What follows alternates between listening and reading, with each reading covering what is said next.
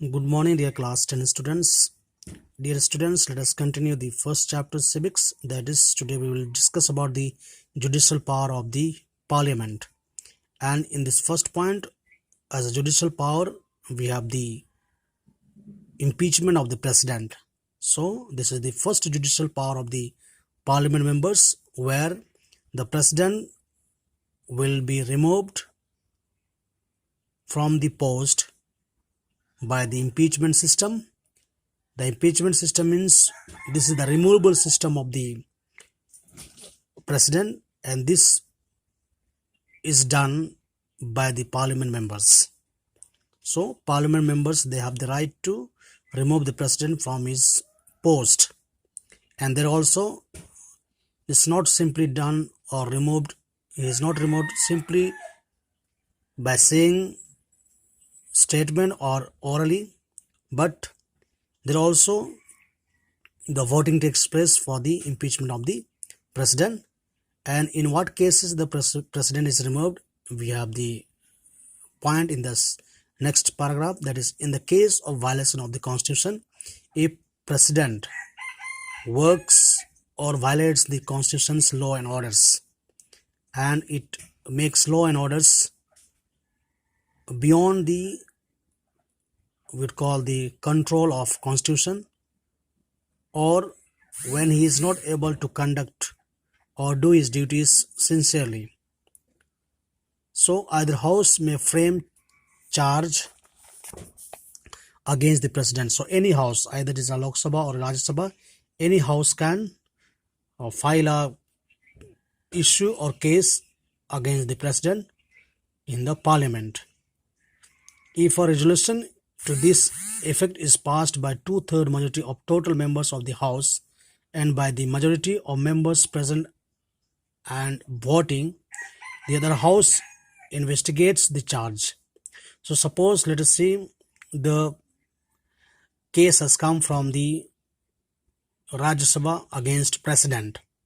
Then that particular matter will be discussed in the Rajya Sabha by the Rajya Sabha members, and there with the 2/3 majority, let us say the president has been removed, or the removal of the president has been agreed, supported by the 2/3 majority, then the Lok Sabha members, they will investigate about the charges done against the president. They will go through with the reasons, causes, and if the other house to find the president guilty, he may be impeached and removed from office. So if Lok Sabha also gets the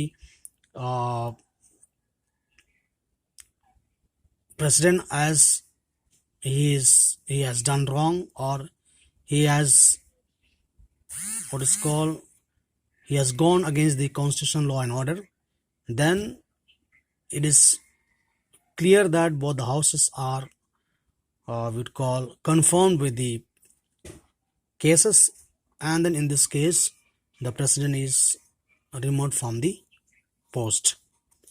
Now number 2, removal of judges, etc, etc. The parliament can remove the judges of the Supreme Court and the High Court, the Chief Election Commissioner and the Controller and Auditor General of India, if they are found guilty of violating our provisions of the Constitution. So similar way is there, similar process there of removal of the judges also, as we have the removing process of the president. So they also are removed if they are found violating the provision of the Constitution. So this is the another parliament judicial power. Now number 3, punishment. The parliament can punish a person for obstructing the work of parliament or showing disrespect to the house. So parliament can punish or give the punishment to the person or a group of people who are showing disrespect to the house, and they are time to time disturbing the we'd call the parliament session and so on. In 1961, the parliament reprimanded means would call criticized the editor. Reprimanded means they criticized the editor of Blitz for ridiculing a member of the parliament. Ridiculing means the we'd call laughing at someone. Okay. So the editor of Blitz had made a fun of one of the parliament members. So that's why the editor of the Blitz was given the punishment. So these are the certain judicial power of the parliament. Now electoral functions. The Indian Parliament has to perform certain electoral duties as well as such as number one, the Parliament of India along with the state legislature elect the President of India. So this is the electoral function, or this we call the election responsibility, which was given to the parliament members, both Lok Sabha and Rajya Sabha.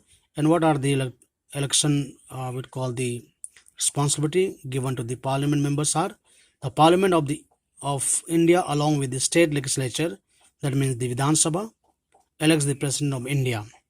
Number two, the Vice President of India is elected by both the houses of the Parliament, Rajya Sabha and Lok Sabha.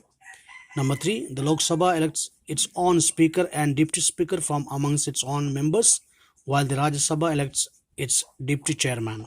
So these are the election responsibility or duties of the parliament members. Now, amendment of the constitution.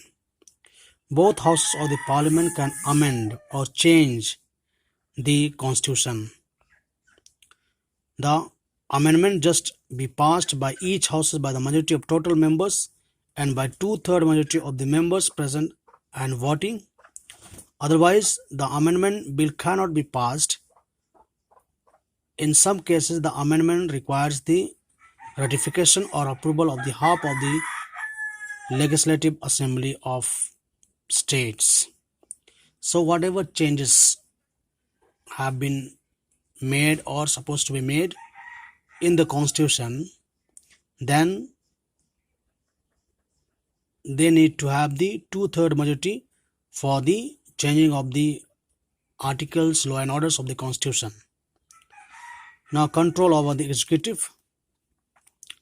The council of ministers is collectively responsible to the Lok Sabha. So control over executive, that means the council of ministers are responsible to the Lok Sabha. The ministers remain in office as long as they enjoy the confidence of the majority of members in Lok Sabha. As long as they have the support in the Lok Sabha, they can remain still in the position.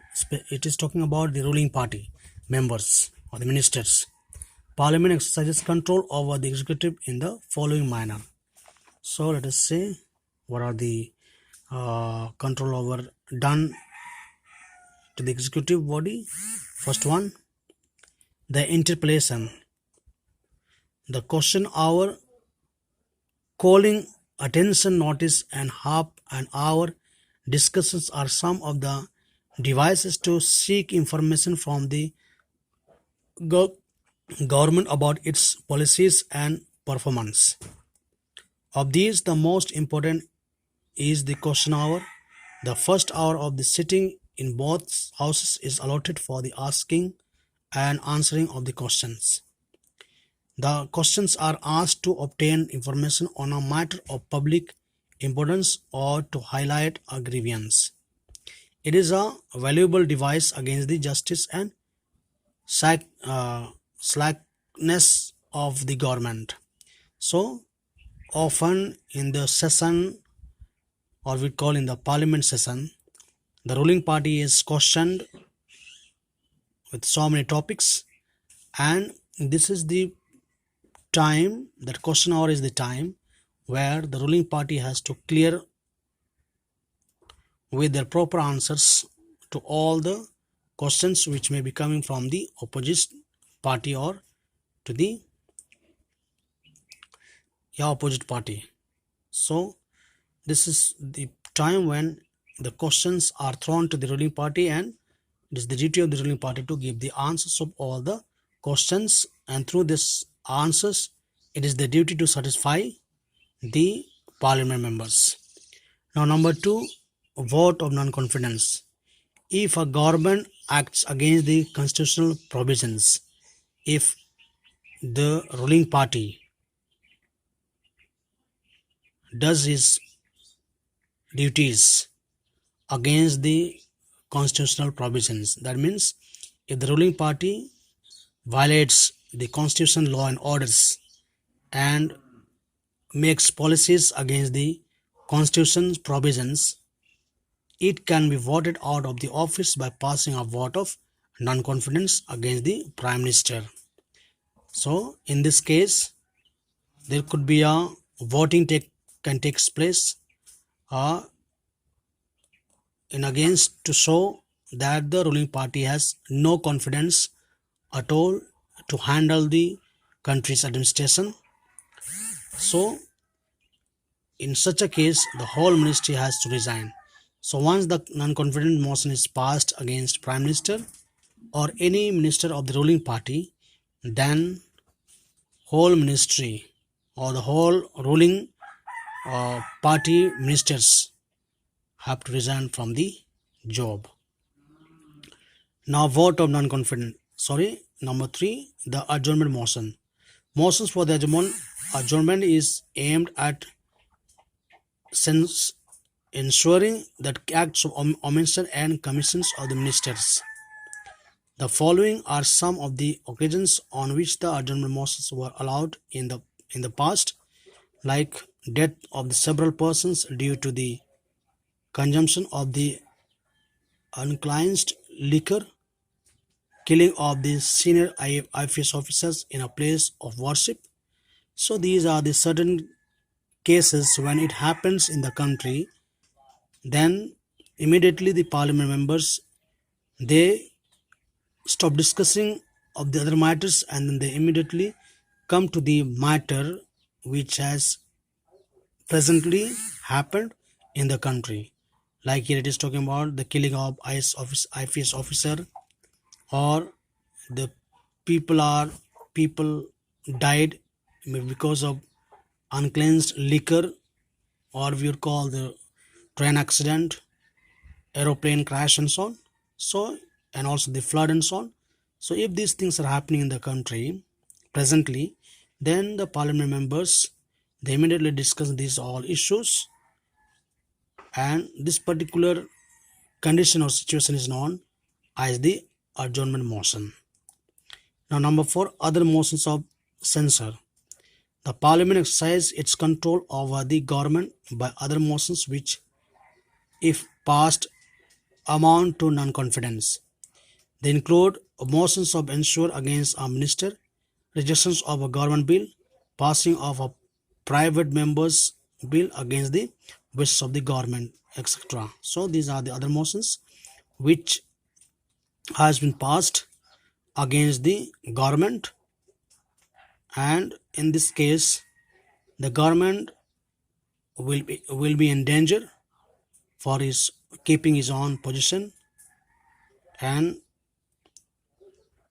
maintaining his own administration power. Now, number 5, monetary controls. Monetary controls means this is related to the budget or money matter. During the budget session of a cut motion may be moved. Parliamentary Committee on Public Accounts ensures that public money is spent in accordance with Parliament's decision. It examines reports of Controller and Auditor General of India. So dear students, today we will talk up to this point, and in the next class we will deal with the other powers. Thank you.